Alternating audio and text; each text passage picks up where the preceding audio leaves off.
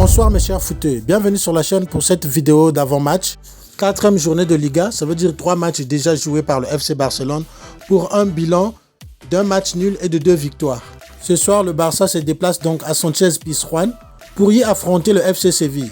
Et lors de ce match, un joueur va cristalliser toutes les attentions, l'international français Jules Koundé. Restez connectés sur la vidéo, je vous explique tout juste après ceci.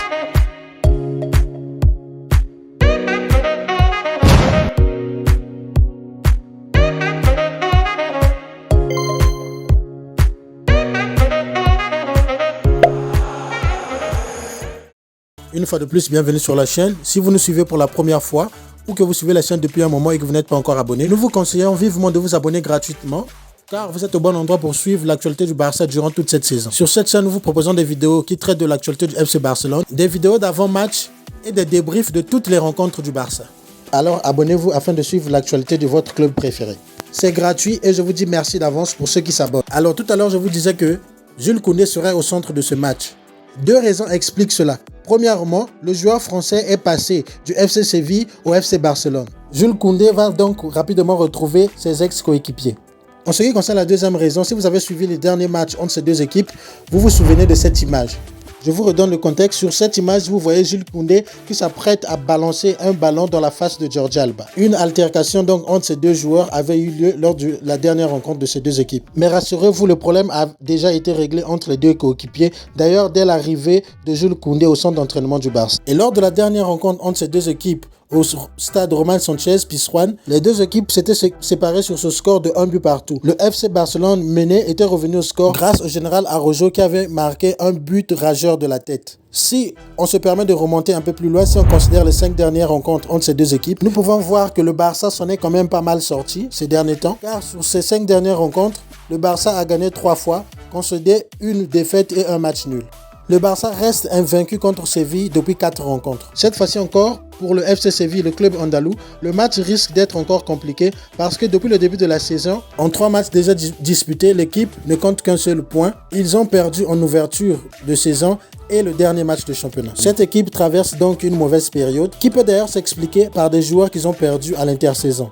Je pense notamment à cette charnière centrale qui était très solide, composé donc de Jules Koundé et de Diego Carlos. Ces deux joueurs qui faisaient à n'en point douter la force du FC Séville car ils étaient considérés comme la meilleure charnière de la Liga. Et tout récemment, le club a également perdu Lucas Ocampos qui a été envoyé en prêt.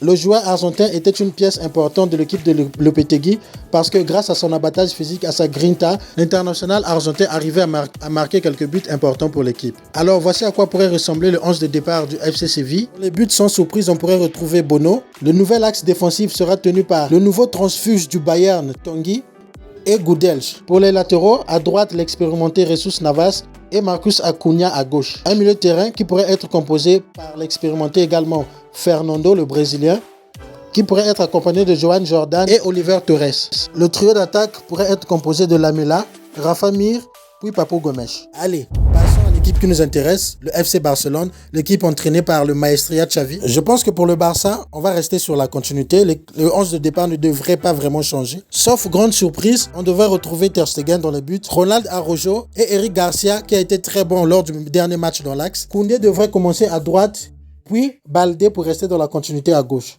Toutefois, on n'est pas à l'abri de voir Jordi Alba remplacer Baldé dans le 11 de départ, histoire de mettre un peu plus d'expérience pour Xavi. Au milieu, Xavi devrait garder donc son trio, Busquets, Gavi et Pedri. Si vous suivez la chaîne depuis peu, vous connaissez mon avis sur la titularisation de Gavi, qui je pense devrait être remplacé par Frenkie de Jong. Et en attaque, sans surprise, nous retrouverons donc Ousmane Dembélé, l'international Oliver de Rafinha, et en pointe le serial buteur Robert Lewandowski. Alors pour cette rencontre, en ce qui concerne mon pronostic, vu la forme des deux équipes, je vois une victoire du FC Barcelone avec au moins un but de Robert Lewandowski.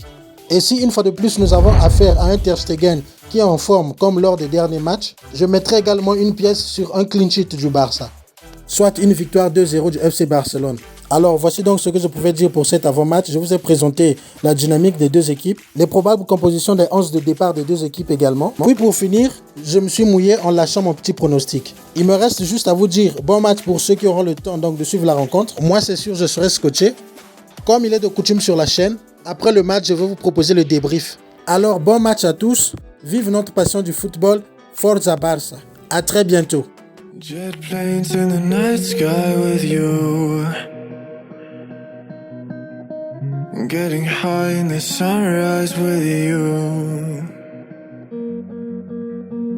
Getting through all the bad times with